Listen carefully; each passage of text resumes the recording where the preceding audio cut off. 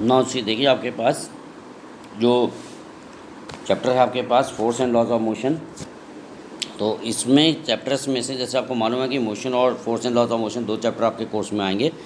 तो इसमें आपके पास जो है शॉर्ट क्वेश्चंस आएंगे, एमसीक्यू क्वेश्चंस आएंगे। लेकिन एमसीक्यू क्वेश्चंस आप तभी सॉल्व कर सकते हैं जब आपको जो है शॉर्ट क्वेश्चंस जो है वो प्रॉपर्ली आते हों। तो हर एक क्वेश्चंस का आपने जो है हर जो भी टॉपिक्स है उसके आपने शॉर्ट क्वेश्चंस जो है वो बहुत इंपॉर्टेंट है, वो आपको क्वेश्चन सारे आने चाहिए।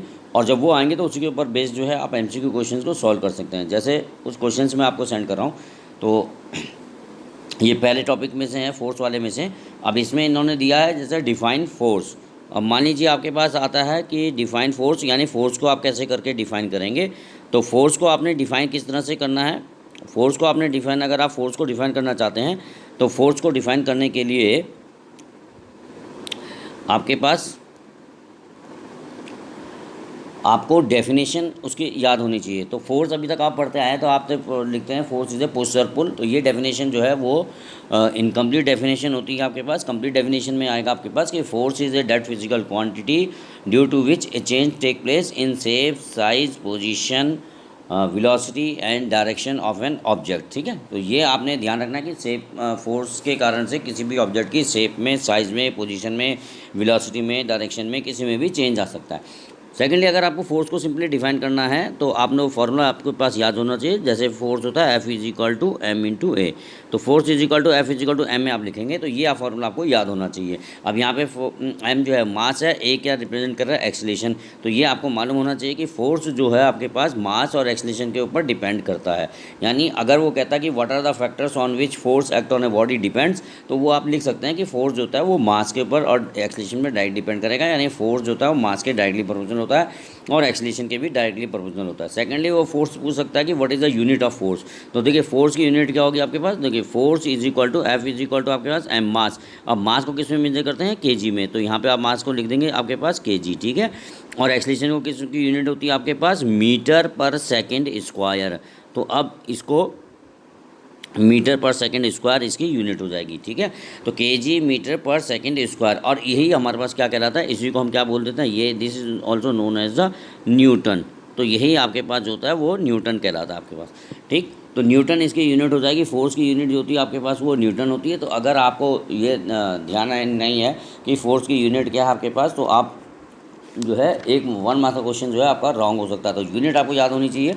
दूसरा, वो कभी कभी ये भी कह देता है आपके पास कि KG metre per second square is equal to किसके इक्वल होता है। तो KG metre per second square जो होता है आपके पास वो न्यूटन के इक्वल होता है। ठीक है, तो ये आपको ध्यान रखना है कि न्यूटन जो होती है वो यूनिट होती है आपके पास फोर्स को और फोर्स की, और ये दी जाती है F = ma से, ये इस तरह से ये दी जाएगी आपके पास। ठीक, तो इस तरह से आपके पास जो है ये पहला क्वेश्चन अगर आता है आपके पास फोर्स के ऊपर का क्वेश्चन आता है तो इसको आपको इसमें शॉर्ट क्वेश्चन आता है तो इसको आप इसमें से लिख सकते हैं। ठीक है, अब आ जाते हैं आपके पास इसमें से सेकंड क्वेश्चन के ऊपर। सेकंड क्वेश्चन में देखिएगा आपके पास इसमें दिया है what do you mean by the resultant force, यानी रिजल्टेंट फोर्स का मतलब क्या होता है। ठीक है, तो रिजल्टेंट फोर्स का मतलब होता है आपके पास कि जब हम किसी ऑब्जेक्ट के ऊपर फोर्स अप्लाइड करते हैं, डिफरेंट डायरेक्शन से अगर हम फोर्स अप्लाइड कर रहे हैं तो उसका जो इफ़ेक्ट होगा, ओवरऑल इफ़ेक्ट क्या होगा आपके पास, उसके कारण से बॉडी मूव कर रही है या नहीं कर रही है, उस सब उन सारे फोर्सेस का जो रिजल्टेंट होगा आपके पास that is known as the resultant force. यानी उसकी एक सिंगल वैल्यू आ जाएगी। मान लीजिए आपने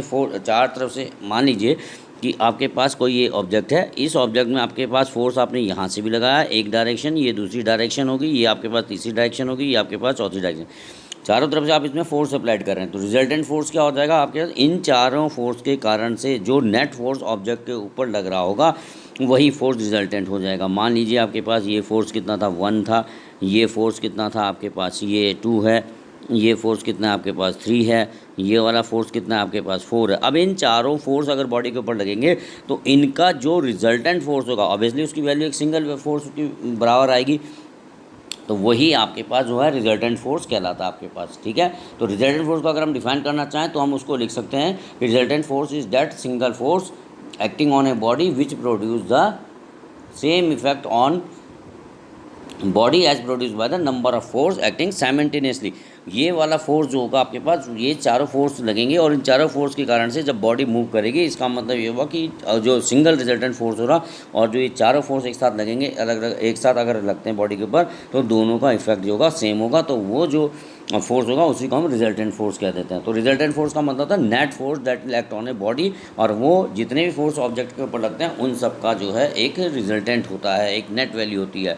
तो F1, F2, F3, F4 अगर ऑब्जेक्ट में लग रहे हैं तो इन सब का रिजल्टेंट जो होगा आपके पास वो एक सिंगल फोर्स होगा, और उसका इफेक्ट और इन सब का फोर्स का इफेक्ट जो होगा वो सेम ही होगा आपके पास। ठीक है, तो इस तरह से आपने जो है ये रिजल्टेंट फोर्स की आपने क्वेश्चन देना है, आंसर देना है। तीसरा आपके पास है name the type of forces.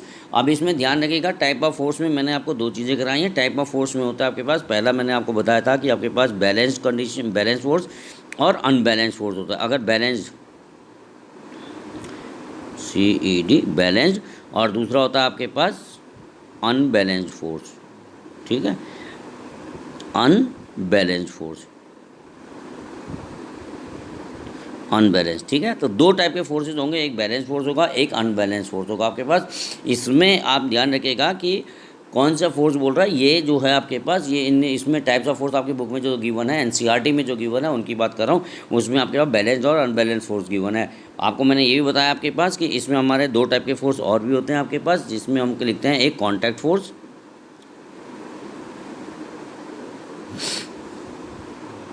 Contact force, और दूसरा होता है आपके पास कॉन्टैक्ट, और दूसरा होता है आपके पास नॉन कॉन्टैक्ट।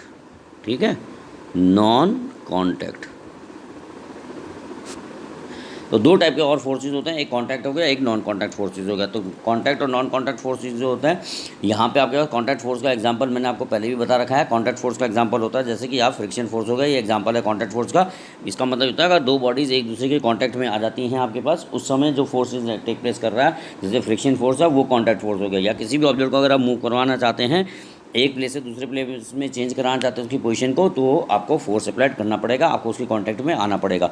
तो इस टाइप का जो फोर्स होगा उसको कांटेक्ट फोर्स कहेंगे। नॉन कांटेक्ट फोर्स होते हैं जहाँ पे हमें बिना किसी कांटेक्ट आए, ऑब्जेक्ट के कांटेक्ट में आपको नहीं आना है और आप फोर्स अप्लाइड कर सकते हैं। जैसे मैग्नेटिक फोर्स हो गया, ग्रेविटेशनल फोर्स हो गया, ये दोनों फोर्सेज कौन से होंगे आपके पास, नॉन कॉन्टैक्ट फोर्स होंगे। तो ये भी मैंने आपको ऑलरेडी करवा चुका हूँ, ये भी आपको इसमें से ध्यान रखना है। ठीक है, इसी तरह से इसमें जो दिया है इन्होंने कि if the resultant of two or more force acting together on a body is zero, what is the type of force. यानी अगर किसी ऑब्जेक्ट के ऊपर फोर्स लगता है और उसका सबका रिजल्टेंट जीरो आ रहा, तो किस टाइप का फोर्स होगा, यानी किस टाइप की कंडीशन के बारे में एक्चुअल में वो पूछना चाह रहा है आपके पास। तो जो उस समय कंडीशन होती है वो बैलेंस फोर्स की कंडीशन होगी। बैलेंस फोर्स का मतलब होगा कि चारों तरफ से जो फोर्स लग रहा है उसका इफेक्ट कितना होगा, जीरो होगा, क्योंकि फोर्स एक वेक्टर क्वांटिटी है, अपोजिट डायरेक्शन फोर्स जाएंगे दो, तो नेट फोर्स जीरो हो जाता है सिस्टम में, और उस टाइम पे जो होगा बॉडी बैलेंस कंडीशन में कहलाती है। उसके बाद नेक्स्ट क्वेश्चन है what will be the type of force if resultant of all the forces acting on a body is non zero. अगर किसी ऑब्जेक्ट के ऊपर फोर्स लग रहा है और उसका रिजल्टेंट नॉन जीरो है, तो इसका मतलब डेफिनेटली ये हुआ कि फोर्स जो होगा वो ऑब्जेक्ट के ऊपर लगेगा और बॉडी पर्टिकुलर डायरेक्शन में जो होगी मूव करना शुरू कर देगी, एक पर्टिकुलर डायरेक्शन में मूव करेगी, तो यानी अनबैलेंस कंडीशन की आ जाएगी। तो इसमें आप लिखेंगे अनबैलेंस फोर्स। अगर 1 मार्क्स में पूछ रहा है तो अनबैलेंस फोर्स आप लिखेंगे। नेक्स्ट आता है इसमें कि what is the effect of the balance force on a body. तो बैलेंस फोर्स का इफेक्ट क्या होता है बॉडी के ऊपर, बैलेंस फोर्स के कारण से बॉडी जो होती है आपके पास उसके कारण से बॉडी जो होती है वो उसमें डिफॉर्मेशन हो सकता है, यानी उसकी शेप और साइज होती है वो चेंज भी हो सकती है आपके पास। It may be deform the body. ठीक है, क्योंकि चारों तरफ से फोर्स लगेगा तो वो जब मूव नहीं करेगी तो डिफॉर्म हो सकती है आपके पास। इस नेक्स्ट क्वेश्चन है आपके पास कि what will be the net external force acting on a body at rest. जब बॉडी रेस्ट में होती है तो कितना नेक्स्ट एक्सटर्नल फोर्स लगता है, तो जब बॉडी अगर रेस्ट में होगी तो उसके ऊपर जो फोर्स लगेगा वो फोर्स होगा आपके पास जीरो। ठीक है, ये आपने ध्यान रखना है कि नेट फोर्स उसके ऊपर लगेगा वो होगा आपके पास जीरो। उसके बाद आता है आपके पास कि if the net force acting on a body is zero, what will the body remain necessarily in rest position. तो ये ज़रूरी नहीं होता है कि अगर आपके पास नेट फोर्स बॉडी के ऊपर हो तो बॉडी अभी रेस्ट में ही हो, बॉडी जो होगी रेस्ट में भी हो सकती है, बट इट में also move along a straight line. अगर किसी बॉडी के ऊपर फोर्स लग रहा है और अगर वो फोर्स इज आपके पास रिजल्टेंट फोर्स का सम अगर जीरो है, तो इसका मतलब ये नहीं हुआ आपके पास कि अगर वो बैलेंस कंडीशन में है, नेट फोर्स अगर उसमें लग रहा है आपके पास और वो जीरो है, तो इसका मतलब ये नहीं है कि बॉडी रेस्ट में होगी, बॉडी जो होगी वो स्ट्रेट लाइन में भी मूव कर सकती है, यानी बैलेंस कंडीशन में हो सकती है आपके पास वो। उसके बाद नेक्स्ट क्वेश्चन है आपके पास, can a body remain at rest under influence of external forces. जब एक्सटर्नल फोर्स रहेंगे तो क्या बॉडी रेस्ट में रह सकती है? Yes, it may be possible, ठीक है ना। अगर बैलेंस करने की फोर्स लग रहा है तो वो रेस्ट में भी रह सकती है। नेक्स्ट है, can a non living object exert a force. तो नॉन लिविंग ऑब्जेक्ट्स क्या फोर्स एक्सर्ट कर सकते हैं? तो इसमें आएगा आपके पास यस, क्योंकि किसी ऑब्जेक्ट से अगर आप टकराएंगे तो नॉन लिविंग है। Every action according Newton third law, every action है इक्वल एंड अपोजिट रिएक्शन, तो आपके पास फोर्स उसमें लगेगा, ठीक है। नेक्स्ट क्वेश्चन है, will a body at rest be necessary in equilibrium. क्यों जरूरी है कि कोई अगर रेस्ट में तो इक्विलिब्रियम में भी हो? नहीं, ऐसा पॉसिबल नहीं होता, इसमें आएगा नो आएगा। Name the force which can not produce motion a body but only change its shape. तो खाली शेप चेंज होनी है, मोशन नहीं होगा, तो बैलेंस कंडीशन का फोर्स हो सकता है, यानी बैलेंस फोर्स। नेक्स्ट क्वेश्चन आएगा, give one example of contact force. जैसे मैंने अभी आपको पहले बता चुका हूँ, कॉन्टैक्ट फोर्स का एग्जांपल मैंने आपको दिया था कि एयर के कॉन्टैक्ट में अगर आप आएंगे तो वो फोर्स होगा आपके पास, कॉन्टैक्ट फोर्स होगा। Is the force scalar vector. तो फोर्स की क्वांटिटी जो होती है वो हमेशा कैसी होती है? वेक्टर क्वांटिटी होती है। तो ये आपने इसमें से याद रखना। तो ये फोर्सेज है, इसको आप कंप्लीट करेंगे, ठीक है। तो ये है, बाकी की जो वर्कशीट है वो मैं आपको फिर नेक्स्ट टर्न पे सेंड करूँगा। Thank you.